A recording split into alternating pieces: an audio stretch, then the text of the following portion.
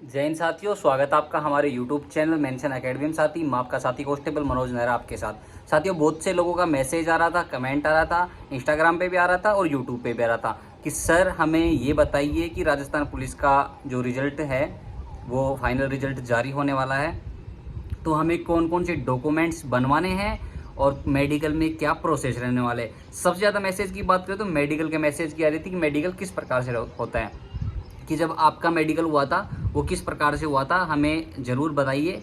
तो यहाँ पे मेडिकल की बात करें तो सबसे पहले तो आपको करना क्या है, आपके जो डॉक्यूमेंट्स है, क्योंकि हमेशा आपको डॉक्यूमेंट्स होते हैं, डॉक्यूमेंट्स में बहुत ही ज़्यादा प्रॉब्लम आती है कि जो डॉक्यूमेंट्स बनवाने हैं आपको वो प्रॉपर रूप से पहले ही बनवा लेने हैं, क्योंकि आपको पता लग गया होगा ऑफिशियली कि मेरे इतने नंबर ज़्यादा हैं तो मेरा फाइनल सिलेक्शन हो सकता है। और फिर भी कोई बात नहीं, डॉक्यूमेंट्स तो बनवा ही लेना है आपको। और डॉक्यूमेंट्स के बाद में जब आपका डॉक्यूमेंट्स वेरिफिकेशन प्लस जो मेडिकल वो लगभग एक ही डेट को होता है, तो करना क्या है आपको साथियों, तो जब डॉक्यूमेंट्स वेरिफिकेशन हो जाएगा उसके बाद क्या होगा, मेडिकल के लिए आपको बुलाएंगे। तो मेडिकल के अंदर क्या होता है कि जो ही आप जो कैंपस के अंदर या पुलिस में जब भी आप पुलिस मुख्यालय के अंदर प्रवेश करेंगे, वहाँ पे आपका जो प्रवेश पत्र था फिजिकल का या फिर एग्ज़ाम का, उससे आपकी एंट्री हो जाएगी कि ये वही कैंडिडेट है, अगर फर्जी तो नहीं है इसके मुकाबले में।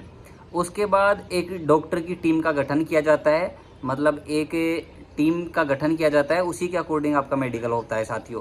तो डॉक्टर साहब, मेडिकल टीम का गठन किया जाता है। मेडिकल टीम के अंदर 2 या 3 डॉक्टरों का एक समूह होता है, उसके द्वारा आपका चेकअप किया जाता है। वो मैटर करता है आप कितने बंदे हैं, मतलब कितने स्टूडेंट्स उसमें सेलेक्ट हुए हैं उस जिला या मुख्यालय से पुलिस में, तो उनकी एक लिस्ट बनाई जाती है और उसके बाद आपको एक प्रॉपर लाइन के अंदर बिठा दिया जाता है साथियों। बिल्कुल भी घबराने की ज़रूरत है नहीं, क्योंकि आपको पता है राजस्थान पुलिस का मेडिकल इतना हार्ड नहीं होता जैसे कि एसएससी, बीएसएफ, सीआरपीएफ, आर्मी, इनके तरह मेडिकल नहीं होता, बहुत ही नॉर्मल मेडिकल होता है।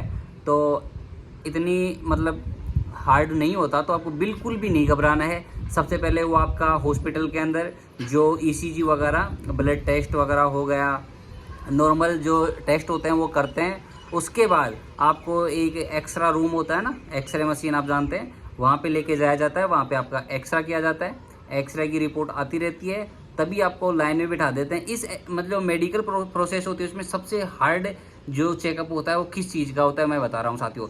इसमें 2 चीज़ों का हार्ड मेडिकल होता है। एक तो क्या होता है कि आपका आँखों का टेस्ट किया जाता है, आँखों में आपकी आँख मतलब मेडिकल में आपकी आँख 6/6 होनी चाहिए।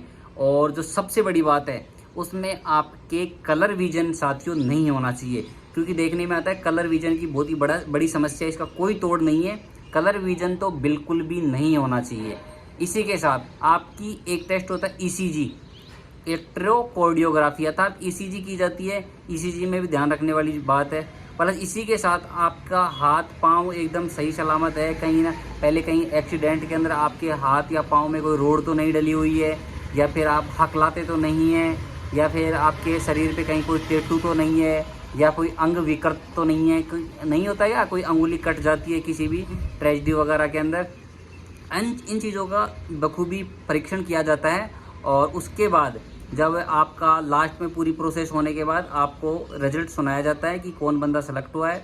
रिजल्ट तो क्या है कि उसके अंदर जो इसका जैसे प्रॉब्लम हो, जैसे कलर विजन की प्रॉब्लम आ गई, तो वहाँ पे आपको एक पॉइंट बना के दे देते हैं, कितने दिन में आपको पॉइंट तुड़वा के लेके आना है। फिर आप वापसी, जो टाइम दिया जाता है 15-20 दिन का, उसके अंदर वापसी आपको पॉइंट बनवा के लेके आना पड़ता है और फिर जमा करवाना होता है। फिर से आपका परीक्षण होता है और तब जाके उसमें सेलेक्ट किया जाता है, या फिर आपको मतलब अनफिट कर दिया जाता है, वो बाद की बातें हैं।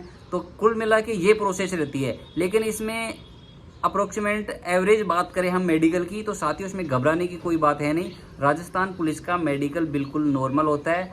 सबसे बड़ी बात, आपको डॉक्यूमेंट्स पे ध्यान देना है, कोई भी फर्जीवाड़ा नहीं करना है। जो आपकी मार्कशीट है, जो डॉक्यूमेंट्स है, वो प्रॉपर रूप से ओरिजिनल होना चाहिए, क्योंकि आपको पता है जिनकी 20-20, 10-10 साल की नौकरी हो गई, उनकी भी बाद में जब शिकायत होती है, जांच होती है, तो उनको विदाउट पे प्लस कानूनी कार्रवाई भी की जाती है और नौकरी से डिसमिस कर दिया जाता है। तो ये गलती बिल्कुल भी नहीं करनी है, आपको ज़्यादा दिमाग बिल्कुल भी नहीं लगाना है।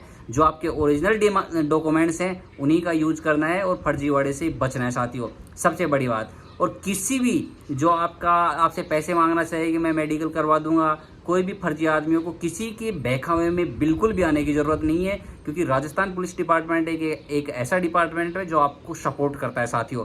तो बिल्कुल अपने घर के माहौल की तरह आपको मेडिकल प्रोसेस करवाई जाएगी, और मेडिकल से संबंधित कोई भी प्रॉब्लम हो तो आप हमें कमेंट भी कर सकते हैं, मैं आपका कमेंट का रिप्लाई ज़रूर दूंगा साथियों।